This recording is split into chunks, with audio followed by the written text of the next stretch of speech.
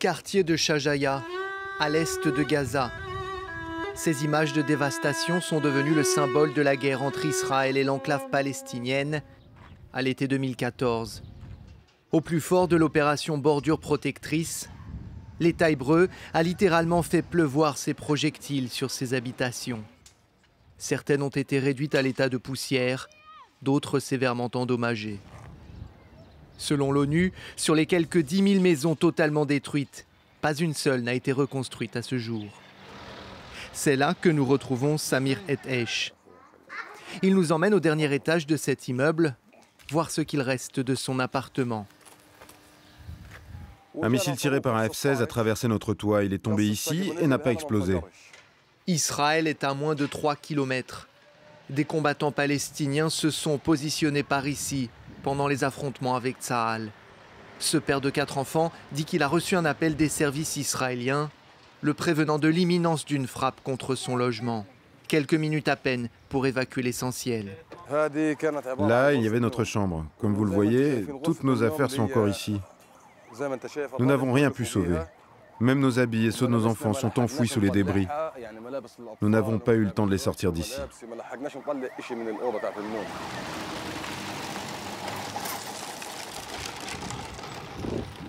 Officiellement, l'opération Bordure protectrice devait servir à mettre fin aux tirs de roquettes depuis Gaza. Elle a duré 50 jours et fait plus de 2000 morts palestiniens, d'après les Nations Unies. Elle a également provoqué le déplacement de centaines de milliers d'habitants à l'intérieur de l'enclave. Samir et sa famille ont élu domicile dans l'une des rares pièces qui tient encore debout, dans ce bâtiment. Ces murs sont fissurés. Ils menacent de s'effondrer à tout instant. Regardez mes enfants. Ils se sont fait dévorer par les moustiques. Regardez ces bras.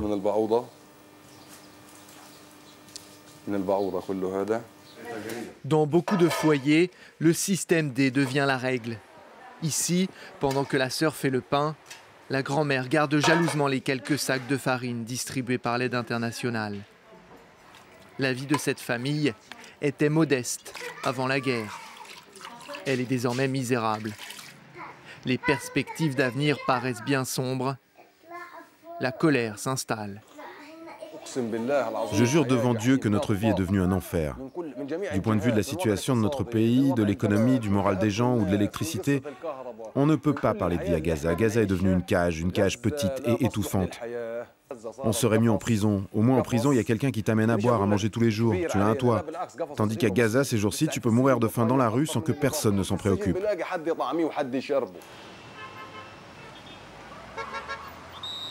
À la fin de la guerre, les islamistes du Hamas qui contrôlent Gaza ont crié victoire. Ils ont promis la levée du blocus, l'ouverture d'un nouveau port et d'autres améliorations pour les habitants de l'enclave. Rien de tout cela n'est advenu. Gaza reste fermée, peu d'entrées, peu de sorties, que ce soit pour les voyageurs ou les marchandises. Les besoins en matière de reconstruction sont immenses, mais les moyens manquent. Cela affecte même les plus fortunés, comme l'entrepreneur Wael Selmi. Il est promoteur immobilier et possède plusieurs complexes à Gaza. Même s'il n'était pas directement visé, son chantier n'a pas été complètement épargné. Quand ils ont bombardé l'immeuble d'à côté, ça a fait exploser 3 étages chez moi. Du coup, j'ai dû tout reconstruire. Wael ajoute que la destruction du bâtiment voisin n'est pas très bonne pour son commerce. Quand mes acheteurs potentiels voient ça, ils ont peur. Ils veulent acheter dans un endroit sûr et pas être à proximité de lieux ciblés. Et puis tous ces débris, ça m'empêche de conclure avec eux. Le matériau indispensable à toute construction est celui que tout le monde cherche à Gaza, le voici, le ciment. Une denrée aussi essentielle que rare dans ce territoire. Ces ouvriers sont les seuls qui restent. J'essaye de montrer que les gens continuent à travailler chez moi. On doit mettre le marbre sur la façade, mais il nous reste que 3 sacs de ciment.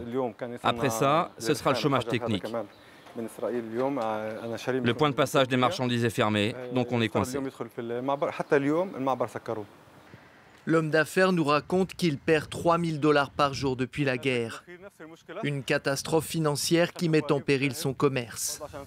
Pour attirer des clients prêts à investir, il faut leur montrer que le chantier progresse. Ces journées se transforment alors en course au ciment à travers la bande de Gaza. Et c'est souvent au marché noir qu'il est obligé de s'approvisionner. Ça, c'est l'agrégat qu'ils ont fait après avoir pilé les briques des maisons détruites pendant la guerre. Ils ont cet agrégat, ils ont du sable, mais pas de ciment. C'est ça le problème. Il y a bien quelques sacs ici, mais même si l'homme d'affaires est prêt à payer 3 fois ce qu'il débourse habituellement pour du ciment, le gérant des lieux ne cédera pas. Ici, ils ont du ciment. Mais il est réservé aux gens du gouvernement. Ils disent que c'est pour les écoles.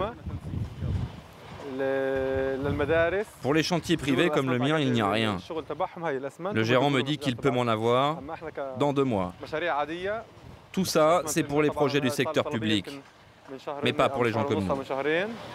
Autant de problèmes liés au blocus, aux conséquences de la dernière guerre, et qui font que l'économie gazaoui est proche de l'effondrement selon la Banque mondiale. L'institution affirme que le taux de chômage dans l'enclave est désormais de 43%, le plus fort au monde. L'ONU ajoute que plus de 80% de la population est dépendante de l'aide humanitaire. Un chiffre confirmé par Arwam Hanna. Elle travaille pour l'ONG Oxfam. Ce jour-là, elle accompagne une famille au supermarché. Vous venez ici toutes les semaines, vous choisissez quoi? J'ai pris de l'huile, du thym, des produits laitiers, des lentilles et du riz, ça dépend. Aucun argent n'est déboursé. La mère de famille présente simplement sa pièce d'identité ainsi qu'un coupon remis par l'ONG. Une aide cruciale.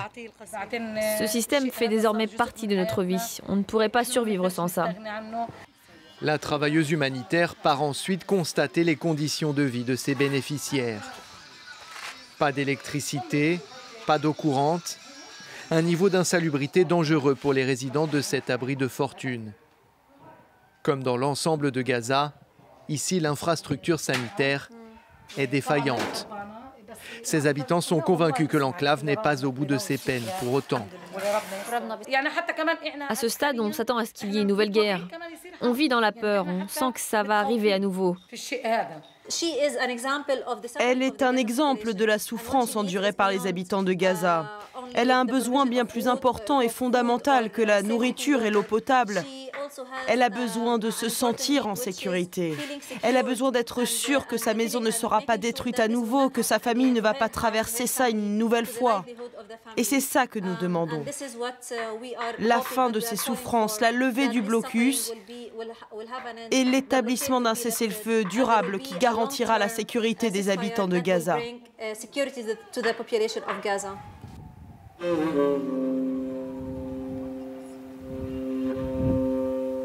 Échapper à ces discours, au conflit, être à Gaza sans y être. C'est la démarche d'une jeune artiste photographe qui nous invite dans son antre. Elle vit recluse dans un appartement perché dans les hauteurs de l'un des nombreux immeubles que contient l'enclave. Nida Badouane s'est volontairement enfermée dans cette pièce pendant 15 mois. Elle y a créé son propre univers à base d'objets récupérés et de couleurs.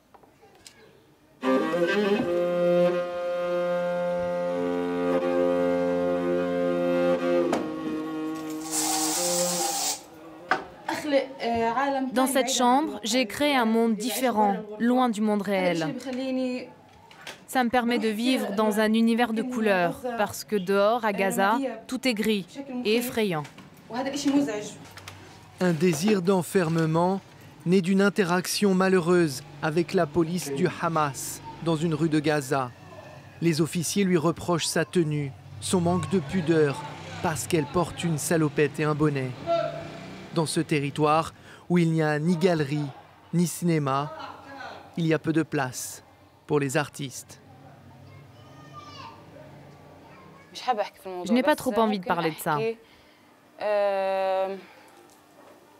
Ce que je peux vous dire, c'est qu'en tant qu'artiste et artiste femme, je les dérange.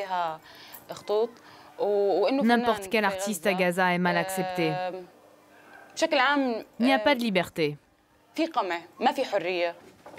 De cet isolement sont nés 14 autoportraits qu'elle a produits dans le cadre d'une série. Elle l'a intitulé « 100 jours de solitude ». 2, 3 semaines, un mois. Ça dépend, mais ça peut me prendre 2 mois pour faire la plus simple des photos. Car ce que je recherche, c'est la lumière parfaite. Elle n'entre que par une fenêtre dans cette pièce. Quand je veux qu'elle illumine juste cette partie du mur,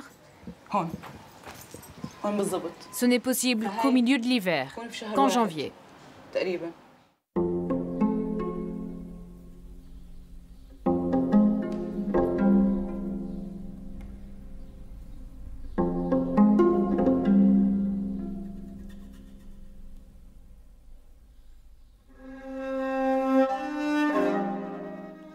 Aujourd'hui, les œuvres de Nida Badouane voyagent en Cisjordanie et ailleurs dans le monde. L'artiste, elle, ne peut pas sortir de Gaza. Les Israéliens ne lui accordent pas de permis et le point de passage avec l'Égypte est fermé.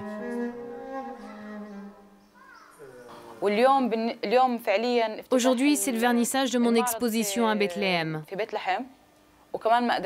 Je n'ai pas eu le droit de quitter Gaza car on m'a à nouveau refusé un permis.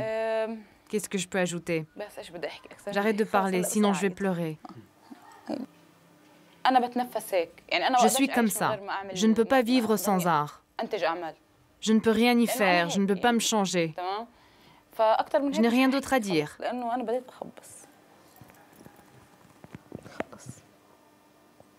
S'il vous plaît, éteignez votre caméra. Je veux arrêter. À ce jour, les photos de Nida n'ont pas été exposées à Gaza. De retour à Shajaya, nous rejoignons Samir, le père de famille. Comme les autres, il n'a pas ou plus de travail. Alors pour occuper le temps, lui et ses amis fument le narguilé en parlant de Gaza et de leur avenir. Si un jour on me donne l'opportunité de quitter Gaza, je ne la saisirai pas. Je ne partirai jamais. Il n'y a pas de pays plus beau que le mien. Même quand je quitte mon quartier, ma ville, juste pour aller dans le centre de Gaza, au bout d'1 heure, j'ai déjà envie de rentrer chez moi, de retrouver ma maison et mon quartier. Je veux rester avec ceux aux côtés desquels nous avons résisté. Je veux être près de ma famille, de mes amis, de mes voisins. Je partage trop de souvenirs avec eux. Moi, je vous parle de notre situation. Elle est insoutenable. Ces gouvernements sont devenus la source de nos malheurs. Ils s'affrontent. On est pris en étau. C'est nous qui en payons le prix. Tout ça se fait sur notre dos, pour nous voler. Tout le monde le voit. Moi et mon ami, nous avons le même but. Nous voulons la tranquillité d'esprit. On a le même but au final. On veut vivre. On veut la justice et être tranquille.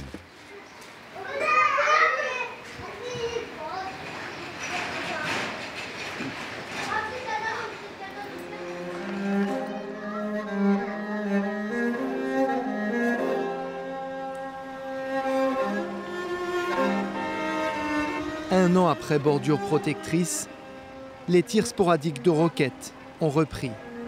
L'aviation israélienne riposte. Sans amélioration immédiate de l'infrastructure sanitaire et dans d'autres secteurs clés, les Nations Unies affirment que Gaza ne sera plus vivable d'ici 2020.